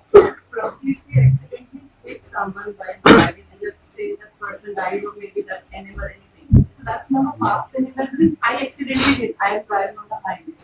There are two ways of committing offences or aparadha. One is accidental and one is incidental. Incidental will have much trouble. See here it is given. Unconscious aparadhas will be removed immediately by small chanting. When you continuously chant, the scenes or the reactions of the aparadhas will immediately go. But conscious aparadhas are removed with great difficulty. So the things which are unconsciously done will be, there will be not much consequences of that. Consequences will be there but not very grave consequences. But then the things which we do जानबूझ के पाप करना, for that surely there will be the great degree of the aparadha. Yes, Madhurya. So great degree of reactions. You spoke about this Shraddha, sadhu. So you said that whenever we are doing any mistake at the higher level, then the Lord gets affected. When the Shraddha is actually When Shraddha is shaken, then we go out of devotion service. yes. So is there any way to not go out of what is the solution to that? This We know that, like suppose somebody is telling us, and because of some seniors. Yes. So that only I gave answer in my talk that we should consult. We should try to see why it happened actually. Don't judge on our own conclusions. Don't judge on our own self. Why it happened is like this. Sometimes people think, अरे इतना practice करने के बाद भी ये अनर्थ है. Then why is it so and this and that? So it may be there, and sometimes it may so happen that we must not have clarified our expectations also. Consult, whom will it consult? Somebody other at their level, go higher to them. Say, take an example, suppose I am coming here as a preacher. So if you find that some mistake is happening by me, which I am not conscious about, it may be unconsciously happening by me, and you have heard from me only, you have heard that it is not correct. I have only spoken in class that it is not correct, but I am unable to follow it because of certain thing, or I am also not recognized that I am committing mistake. So what you should do, either go to my friends or either go to my teachers like Radheshankar or somebody, and they are approachable. You just write mail to them, we observed this, and they will ask me. And if you have that much relationship with me, ask directly to me. You spoke these things, but we observed these things you. It is mismatching Prabhuji. Can you please clarify? So if somebody has a relationship with me, he can directly clarify with me. Or if you don't have that open relationship, then go to my friend who is my equal and tell them, Prabhuji, we observe this. Then my friend will talk to me in certain way, this, that, and he will tell me properly. And you tell him that don't take my name. So it is not your name will also not be revealed, and that person will also be helped actually. And actually we should be doing this. This is what is, because this world is made in such a way that anybody can get diverted at any time. This world is such a way that anybody can get diverted at any time, at any level of advancement. Bharat Maharaj was on the level of Bhava platform.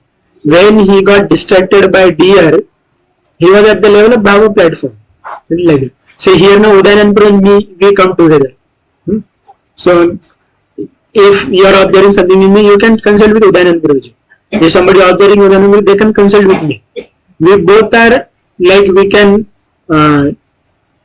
give suggestions to each other and everything. So we have that much good relationship with, amongst each other, that he can suggest me and I can also suggest him. That suggestion on it is going like that.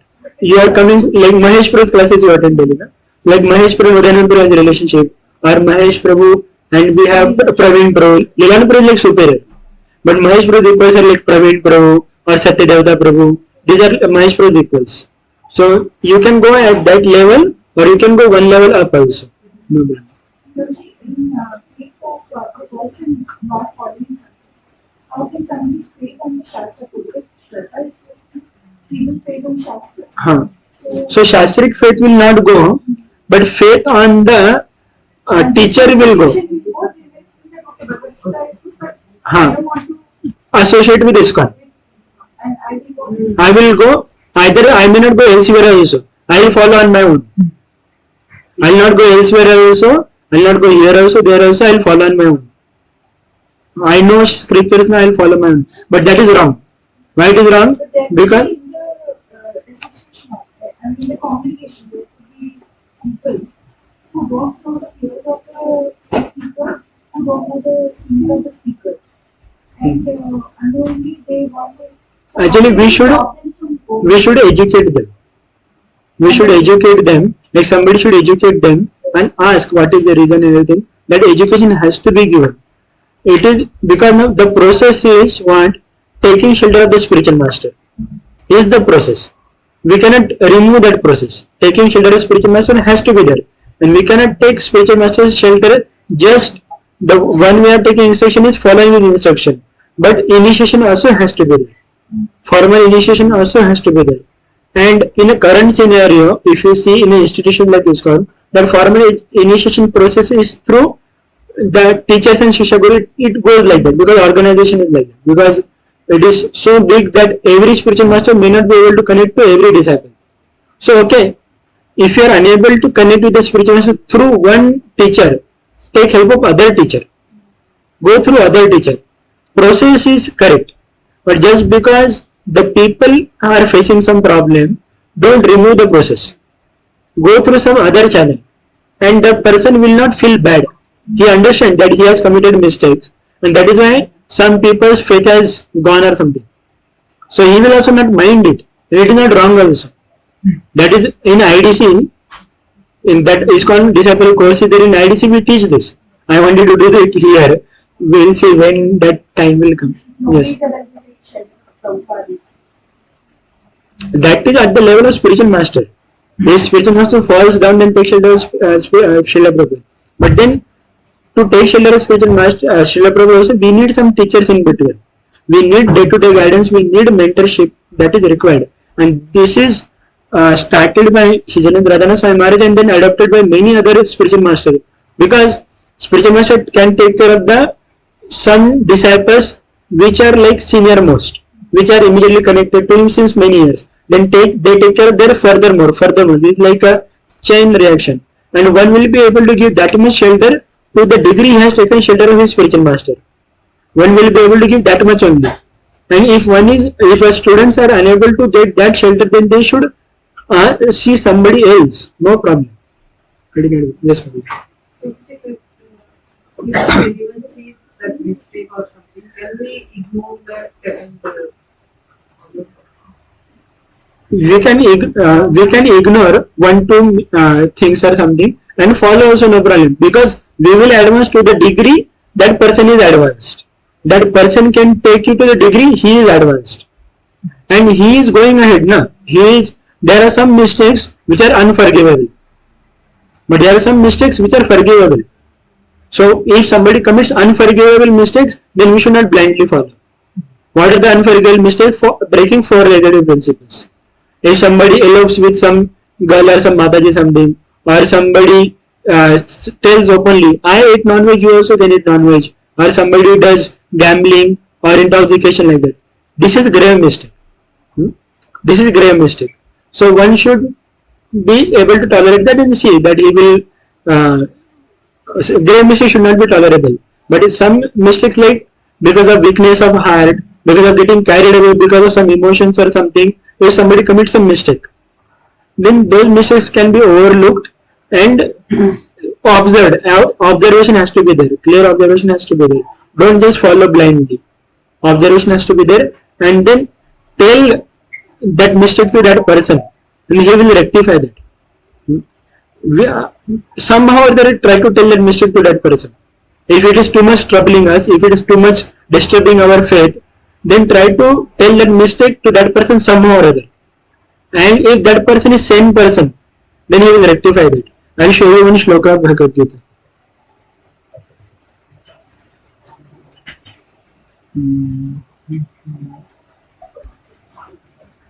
It is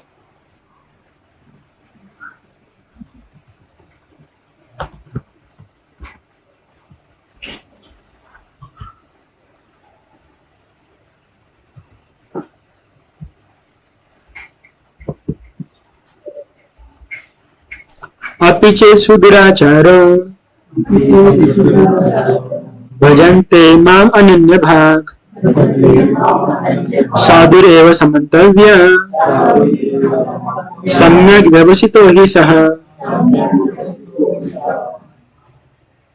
Even if one commits a most abominable action, if he is engaged in devotional service, he is to be considered saintly, because he is properly situated in his determination. We'll see the perfect. Means what Krishna is in short telling, sometimes due to weakness of a heart, somebody may commit some wrong. But if that person is still properly practicing devotional service, then that person has to be considered as sadhu still. Why? Because he is on the path. Like suppose somebody is taking bath. He has applied soap all over his body and he is taking bath. And if somebody sees him half the way on the bath, then he will say, you are dirty only. You have applied soap. He will look dirty. But because he is under the shower, very soon that person will going to become pure. Very soon that person is going to become pure. So when we should consider somebody as a sadhu, if he is still practicing devotional service. But this does not give a license to somebody to commit sin and still go on. See, I am still a sadhu. See, Prabhupada will tell in a purport. So the word Suduracharya used in this verse is very significant, and we should understand it properly. When a living entity is conditioned, he has two kinds of activities. One is conditional and one is constitutional. As far as many of your questions will get clarified from this purpose.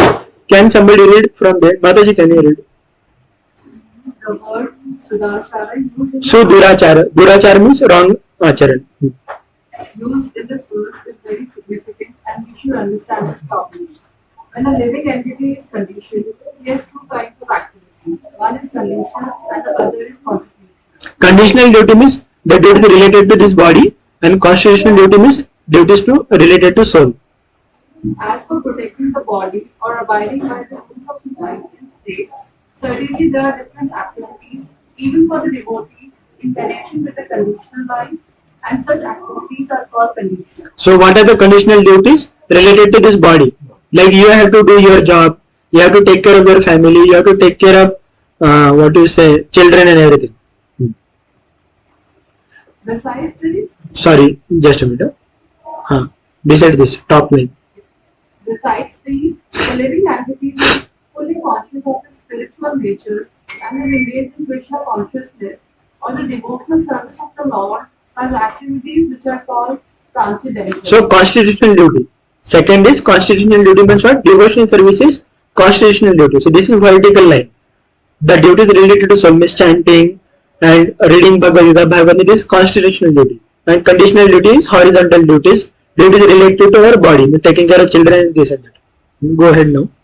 Such activities are performed in his constitutional position and they are technically called devotional service. Now in the conditional state, sometimes devotional service and the conditional service in relation to the body will parallel one another. So they go parallel to each other. That means conditional and constitutional duty they complement each other and it is together. But then again, sometimes these activities become opposed To one another. Opposed to one another means what? There will be conflict. ये करो या वो करो. As far as possible, a devotee is very cautious so that he does not do anything that would disrupt his wholesome condition. So that means when there is a conflict between constitutional duty and conditional duty, conditional means on the level of body and constitutional means on the level of soul. So when he is choosing, when he is such a crossroad where there is a conflict, then he should see that his condition, that means his material life should not get disturbed wholly. That is, don't take such a decision by which your condition life, that is horizontal duty, should not get disturbed. He knows that perfection in his activities depends on his progressive realization of Krishna consciousness. So when he is performing his conditional duties, the perfection of conditional duties, another is perfection in devotional life, depends upon his degree of advancement. That means to the degree he is advanced, to that degree he will be able to do conditional and constitutional duties properly. We should not compromise on conditional duties. But when it comes to devotional life, his performance of devotional services will depend upon his advancement. Getting it? Huh? See, standard is here, highest standard is here. Highest standard is chanting 16 rounds. But immediately one may not be able to come there. So he is progressively going there. And it is not wrong. It is not wrong. Taking care of his conditional duties is progressively going there. Go ahead.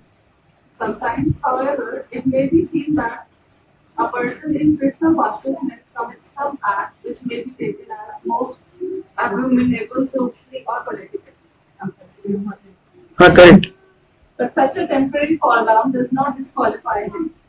In the Srimad Bhagavatam, it is stated that if a person falls down but is wholeheartedly engaged in the transcendental service of the Supreme Lord, the Lord, being situated within his heart, purifies him, excusing him for that application.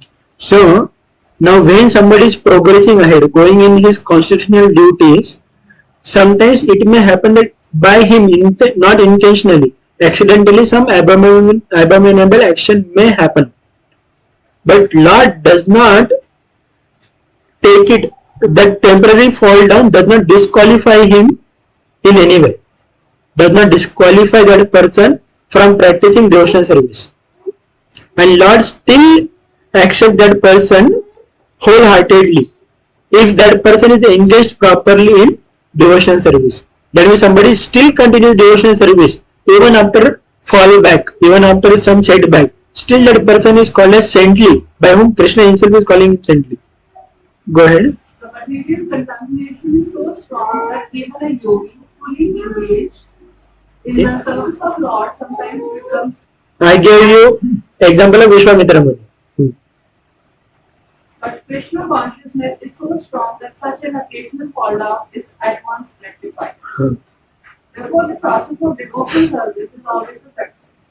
No one denied a devotee for some accidental fall down from the ideal path. For, as explained in the next verse, that occasional fall down will be stopped in due course as soon as the devotee is completely situated in Krishna consciousness. So such accidental fall down will be stopped as soon as he is situated in Krishna consciousness. Now the caution is there.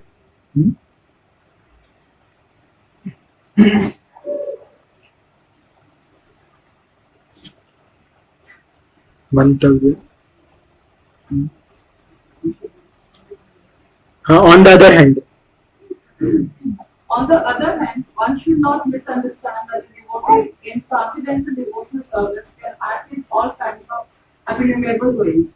This verse only refers to an accident due to the strong power of material connection. so this fall down, what Krishna forgives everything, is only which fall down, which is due to strong force of material connection, strong force of Maya. Somebody may accidentally fall down, not intentionally. There is a difference between intentional and accidental. Intentional means planned way falling down. And accidental means unplanned way. So how can people plan to fall down? How can people plan to fall down? When they are practicing, how can they plan to come out of it? It is not planning to coming out. It is, see, when there is a temptations. When there is a temptation, say take an example, you get temptation. We know that it is wrong and still we are Still you are planning. Say take an example, you are going on a trip. You know the train journey is 24 hours. And then you need some food in between. But you don't carry anything with you. You don't plan. And that is what you are planning to eat outside. So what that fall down is? What that fall down is? Accidental or planned? That is planned fall down. But then you go to some hotel, you ask them without onion garlic. But still they gave with onion. And you came to know after eating. What is that fall down? That is accidental. Now understood what is accidental and incidental. Accidental means you did not plan. You went there, you asked without onion garlic, but still somehow even in Jain hotels sometimes they will put that spring onion or something. Then you put. And then but then incidental fall down means जानबूझ के plan ऐसे करना कि fall down हो जाएगा. That means getting it now. Intentionally. If they have next, let's say garlic, they have it, just onion. But I am not able to, find out with the taste whether it has onion in this. So you don't know that means. It's a. Because yesterday it has happened with me. That means you don't know. It is accidental. It is not incidental. You did not plan in that way. See, it may so happen that there are some masalas. Same garam masala, if you take up chole masala, suhana chole masala, in that onion garlic will be there. But every chole masala, onion garlic will not be there. So those are regular purchaser and regular in kitchen, we know. As soon as we see suhana chole masala, we know that onion garlic is there. And we remove it. But if somebody new person comes and if he does not know that in this onion garlic is there and he puts that. And after smelling he comes to know. That smell is there of that onion garlic, he comes to know. So what he should do? He should throw away every preparation or what he should do? Now there is Dharma Sankat. 100 people are waiting. It happened. When we went to Pandharpur for youth camp recently, in January, it happened. That every time that person was using average chole masala, and that day, one who purchased, he bought suhana chole masala. And the person who is a cook, he does not know reading. So he just saw chole picture and he used to took it as a chole masala. He does not know it is suhana or Everest. And he kept. And when I went there, I smelled it. I got the doubt. I asked him which masala you kept. He said that. I saw the wrapper. Onion garlic is there. Now it is 10:30 morning and 12:30 we have to serve lunch. It is fortunate that by 10:30 we came to know. Then what we did, that whole 40 liter of chole sabji which is made for 200 people, everything is thrown in the gutter and we made new one. जो नया सब्जी क्या बनेंगे जो है वो निकला, फिर 15 लोगों को बुलाया, all 15 brahmacharis, they cut all the sabji and everything and all what जो भी था, जो भी सब्जी था सब छोला तो देगा नहीं सकते, तो कॉलीफ्लावर था, आलू था, कैबेज था, गाजर था, जो भी सब्जी मिला किचन में 200 लोगों की सब्जी कहा एक सब्जी नहीं मिला. Everything we cut and kept and made and gave. Time नहीं तो फेंक दो उसको, दाल सर्व करो, that is better than serving with see, because the people who were there, all of them are practicing last 5-6 years, so we cannot feed them with onion garlic. But if they are new people, those anyway are eating outside, So to them we can give. If there are new people, those who are anyway not following the standards, to them we can give. But if there are some people, those who are already following for 5-6 years, everybody is wearing kanti mala, we cannot give them just because of some ignorance. Ask forgiveness and give dal, they will be happy. Dal was there, increase dal quantity by putting some hot water and this and that and give. Probably a situation. I want to follow Krishna consciousness, but sometimes because of Bhakti and Bhakti, they want to get knowingly that they want to eat burger and all. And Let them take, na? if I carry them, like मैं जाके उनको serve करता हूँ. If it is non-veg, you can serve, no problem. Breaking of regulatory principle should not be there. Oh, Onion garlic is not breaking regulatory principle. Onion garlic is not breaking regulatory principle. ठीक है? Burger में भी no garlic no onion. Whatever. So we will complete this. Wait. Yes. Devotional service is more or less a declaration of war against the illusion. What is devotion service? It is declaring war against Maya. All of us, what we are doing? Declaring war against Maya. हम पहले माया के customer थे. कौन थे हम? जब कष्ट कर करके मरते उसको क्या बोलते हैं? कस्टमर. तो हम माया के कष्ट कर करके मर रहे थे. And now we are going against Maya. So whenever any customer goes away, whether that shopkeeper will be happy when his customers are going away, shopkeeper will be happy? No. The shopkeeper will do every possible thing to retain that customer. So Maya will do every possible thing. So the more we advance, more the forces of Maya will be very strong. More we go ahead, more the forces of Maya will be very, very strong. Yes. As long as one is not strong enough to fight the illusory energy, there may be accidental fallout. So there may be some situations in the life of a practicing devotee that at particular juncture he may not be strong enough to face Maya. It happens. Like when our sadhana is not going properly, when since last 1 month, if you did not chant attentively, if you did not hear nicely and everything, then we are in vulnerable position. We are in vulnerable position where the same degree of attack of Maya will make us fall down. Like whenever we also go as a brahmacharis, during November, December, we were in marathon. We were going for distributing books and everything. So that time our sadhana is little less. What regular sadhana we do, that sadhana is not there. Like taking darshans of the Lordships, everyday Mangala, that may not happen. So that time is a very vulnerable situation where we may get that fight against Maya.